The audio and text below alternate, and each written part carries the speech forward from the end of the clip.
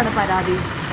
C Palakkad യുവ MLA youth കോൺഗ്രസിൻ്റെ നേതാവായ രാഹുൽ മാങ്കൂട്ടത്തിൽ ലൈംഗിക വൈകൃതയോടെ എൻ്റെ അടുത്ത് സംസാരിച്ച് ചാറ്റ് ചെയ്തതാണ് എനിക്കുള്ള ആക്ഷേപം. ലൈക്ക് ലൈംഗിക വൈകൃതം എന്ന് വെച്ചാൽ അതിൻ്റെ അപ്പുറം എക്സ്ട്രീം ലെവലിൽ എന്താണോ അത്തരത്തിലാണ് അയാൾ സംസാരിച്ചത്. കാരണം എൻ്റെ അടുത്ത് ബാംഗ്ലൂരോ അല്ലെങ്കിൽ ഹൈദരാബാദോ വരാൻ ആവശ്യപ്പെടുകയും അവിടെ നിന്ന് എന്നെ റേപ്പ് ചെയ്യണം എന്നാണ് അയാൾ പറഞ്ഞിരിക്കുന്നത്.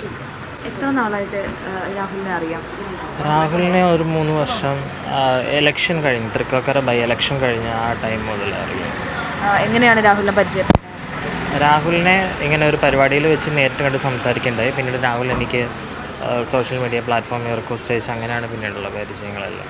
ഏത് രീതിയിലുള്ള മെസ്സേജുകളാണ്? അശ്ലീലമായിട്ടുള്ള മെസ്സേജുകളാണ്? ഏത് രീതിയിൽ? അതെ, അശ്ലീലമായിട്ടുള്ള മെസ്സേജുകളാണ്. പക്ഷേ അതെല്ലാം വൺ സെൻറ്റിലാണ്. ലൈക്ക് നമുക്ക് ഒന്ന് റീഡ് ചെയ്തതിന് ശേഷം പിന്നീട് ആ മെസ്സേജ് കാണാൻ സാധിക്കില്ലാത്ത തരത്തിൽ ഭയങ്കര വെൽ പ്ലാൻഡ് ആയിട്ടാണ് അയാൾ ചെയ്തിരുന്നത്.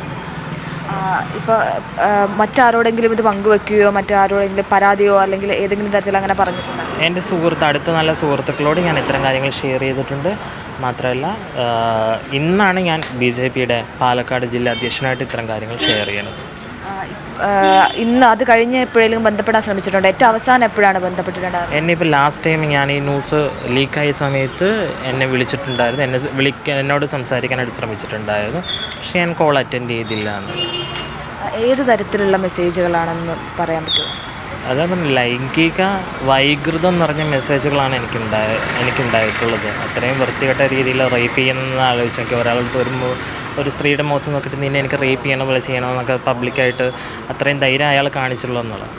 ഇനി എന്താണ് നിയമപരമായിട്ട് മുന്നോട്ട് പോകാനാണ്? നിയമപരമായ വശങ്ങൾ ഞാൻ നിയമസാധ്യതകൾ തേടിയിട്ട് ബാക്കി നിയമപരമായിട്ട് മുന്നോട്ട് പോകും. സ്വാഭാവികമായിട്ട് ഇങ്ങനൊരു പരാതി വരുമ്പോൾ എന്തുകൊണ്ട് മുന്നേ ആരോടും ഇത് പറഞ്ഞില്ല അല്ലെങ്കിൽ പരാതിപ്പെട്ടില്ല എന്നുള്ളൊരു ചോദ്യം വരുമല്ലോ. എന്തുകൊണ്ടാണത് തുറന്നു പറയാനുണ്ടായ സാഹചര്യം എന്താണ്? കാരണം ഇന്നലെയാണ് യുവനടിയുടെ വെളിപ്പെടുത്തൽ വന്നിട്ടുണ്ട്. കാരണം അത് തന്നെ ഏറ്റവും വലിയ ധൈര്യമാണ്. കാരണം ഞാൻ ഒറ്റയ്ക്ക് നിന്ന് പോരാടുമ്പോൾ അവരുടെ ആക്രമണം ഉണ്ടാവും, നേരിട്ടുള്ള ആക്രമണം ഉണ്ടാവും, സൈബർ ആക്രമണം ഉണ്ടാവും, പലതരത്തിലുള്ള ആക്രമണം ഞാൻ നേരിടേണ്ടി വരും.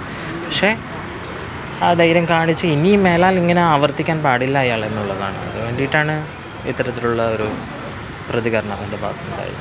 ഏതെങ്കിലും തരത്തിലുള്ള സമ്മർദ്ദമോ ഭീഷണിയോ ഉണ്ടായിട്ടുണ്ടോ? ഇല്ല, അങ്ങനത്തെ ഭീഷണിയൊന്നും ഇതുവരെ ഉണ്ടായിട്ടില്ല. പക്ഷെ അയാൾ പുറത്ത് അറിയരുതെന്ന് ആഗ്രഹിച്ചു എന്ന് എനിക്ക് തോന്നുന്നുണ്ട്. കാരണം അത്തരം അയാളുടെ കോളുകളൊക്കെ അതാണ് സ്ഥിരീകരിക്കുന്നത്. നടി റിനി പറയുകയുണ്ടായി, റിനിയുടെ സുഹൃത്തുക്കളും ഒരുപാട് പേര് ഇതുപോലെ ഷെയർ ചെയ്തിരുന്നു എന്ന് പറയുകയുണ്ടായി. അവന്തികയ്ക്ക് അതിനെ പറ്റി എന്തെങ്കിലും അറിയാമോ? അവന്തികയുടെ സുഹൃത്തുക്കളും ഓൾമോസ്റ്റ് എല്ലാവരുടെ ഇങ്ങനെ തന്നെയാണെന്ന് എനിക്ക് തോന്നുന്നത്. കാരണം എല്ലാവരുടെ ഒരേ രീതിയിലുള്ള സംസാരമാണ് അയാൾ നടത്തിയിരുന്നത്. അപ്പോൾ അയാളൊരു ലൈംഗിക ദാരിദ്ര്യം പിടിച്ച ഒരു വ്യക്തിയായിട്ട് എനിക്ക് തോന്നുന്നത്. ഈ ഏറ്റവും അവസാനം മെസ്സേജ് അയച്ചത് എപ്പോഴാണ് ഇത്തരത്തിൽ?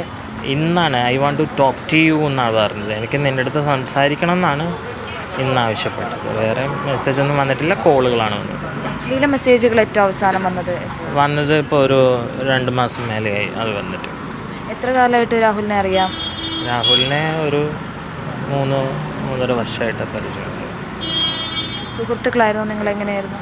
അല്ല, രാഷ്ട്രീയപരമായിട്ട് സുഹൃത്തുക്കളായിരുന്നു. അല്ല, പേഴ്സണലി അങ്ങനെ വലിയ അടുപ്പമൊന്നുമില്ല. അങ്ങനെയുള്ള ടോക്കിങ് മാത്രമേ ഉണ്ടായിട്ടുള്ളൂ. നിയമപരമായിട്ട് തന്നെ മുന്നോട്ട് പോകും? അതെ, നിയമപരമായിട്ട്.